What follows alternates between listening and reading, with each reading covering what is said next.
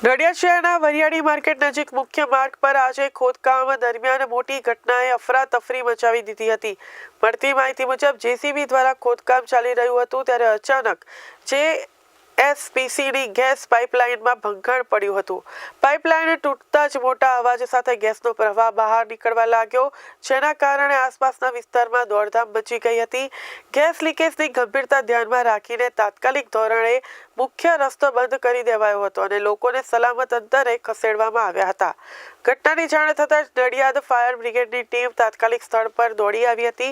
Fire કર્મચારીઓએ અડધા કલાકથી વધુ સમય સુધી ભારે જહેમત ઉઠાવી ગેસ લીકેજ પર કાબુ મેળવ્યો હતો। તો પરિસ્થિતિ નિયંત્રણમાં આવ્યા બાદ સ્થાનિકોએ રાહતનો શ્વાસ લીધો હતો। તો સતર્કતાના ભાગરૂપે સલૂન બજાર પોલીસ ચોકીથી મરીડા ભાગોળ જતા માર્ગ વાહન વ્યવહાર માટે બંધ કરવામાં આવ્યો હતો। પોલીસ દ્વારા ટ્રાફિકને વૈકલ્પિક માર્ગો તરફ ડાયવર્ટ કરવામાં આવ્યો હતો। ત્યારે આ ગંભીર ઘટનામાં સદનસીબે કોઈ જાનહાનિ કે ઈજા નોંધાઈ નથી। સમયસર તંત્રની કાર્યવાહી અને સાવચેતીના પગલાંને કારણે મોટી દુર્ઘટના ટળી હોવાનું માનવામાં આવી રહ્યું છે।